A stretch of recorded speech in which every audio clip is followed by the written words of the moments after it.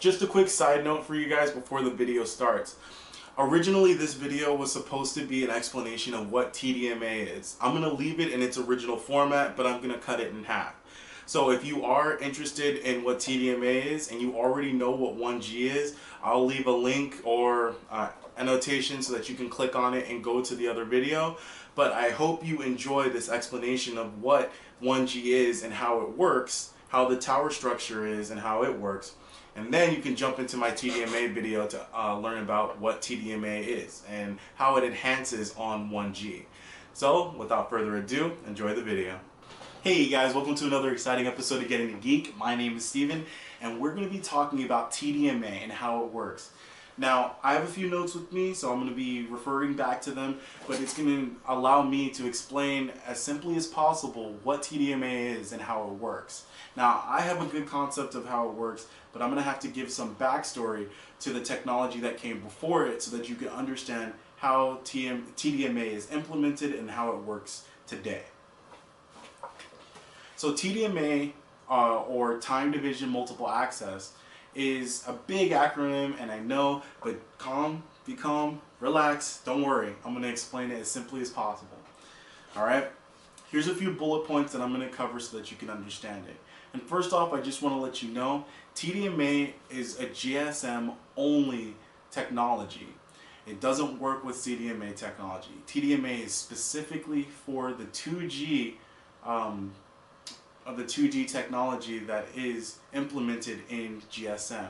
In fact, you might call it the technology that is 2G for GSM.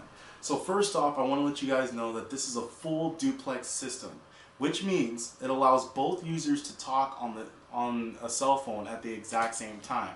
They can both be talking simultaneously and they can both hear each other.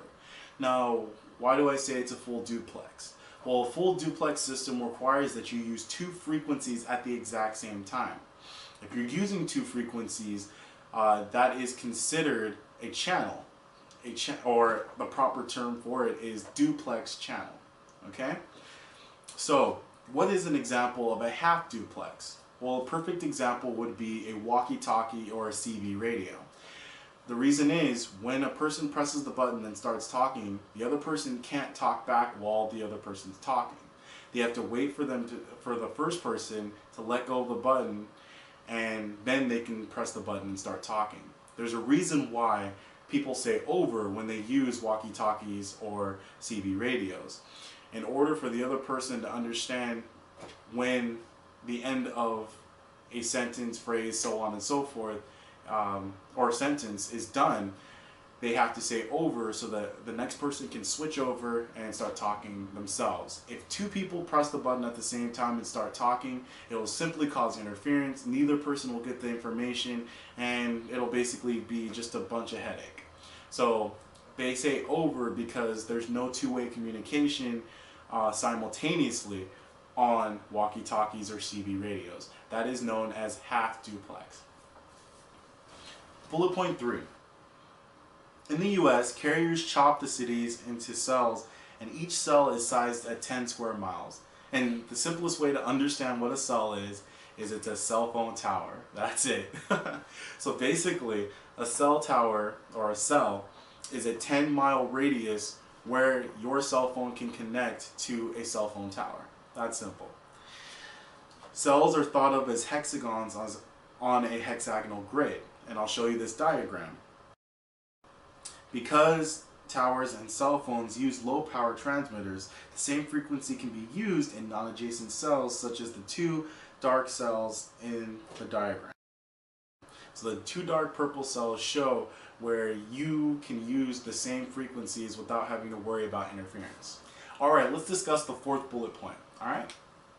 Each cell uses 1/7 of the available channels so that there is no collision or conflicts within the hexagonal grid. So out of the available 395 channels, each cell gets 56 unique channels. Now I know what you're thinking, how do we get to 395? Alright, first off I told you about duplex channel.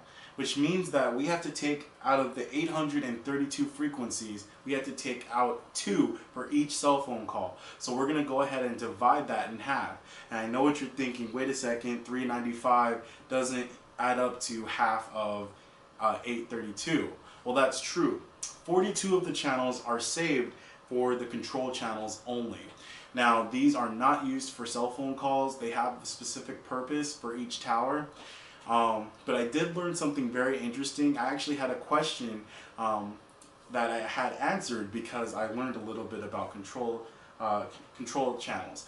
But I'm not going to dive into that too much because I don't want to get away from the point I'm trying to make with this video about TDMA. So I will leave what I found out to the end of the video. So in conclusion, only 56 people can be using a cell phone within a single cell because a cell is a 10-mile radius and it only has 56 channels, and like we just discussed, each channel only allows for one cell phone conversation to be going at a single time. This is known as the analog system, or the technology known as 1G. Yes, you just learned about 1G. Congratulations. So that was the concluding video for what G1 is, or 1G.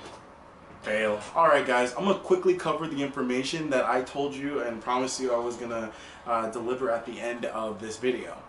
So, I was telling you that 42 channels get reserved as control channels, correct? Well, what are control channels? What are their purpose, right? Well, control channels' main purpose is to make sure that each phone knows how close or how far it is away from a tower. So you already know most likely that your cell phone is in constant communication with cell phone towers, correct? Well, this also controls when text messages are sent. Yes, the control channels are used to get text messages. Why is this? Well, because it only requires one packet to send a text message, and this is also why you can only send 160 characters in every text message. It does not work the same way for data messages, MMS messages, and so on and so forth. This is specifically for text messages.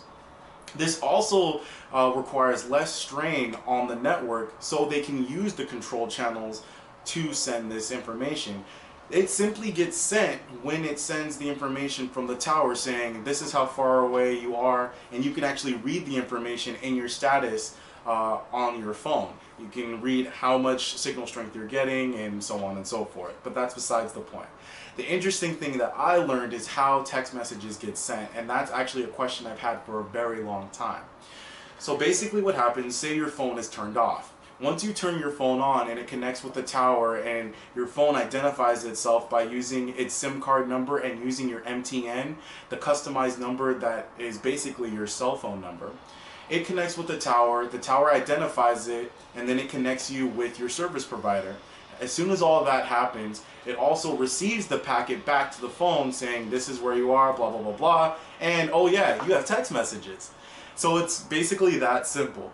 If you guys have any other questions, please feel free to leave it down in the comment section. I will leave all the links in the description that I used for all of my research. So that was the conclusion for what 1G is and how the technology works. It's a complete breakdown of the 1G system, and I will now be leaving an invitation somewhere so that you guys can click on it and check out the next video, which explains how TDMA enhances on this technology. So go ahead and check it out. Go, go, go!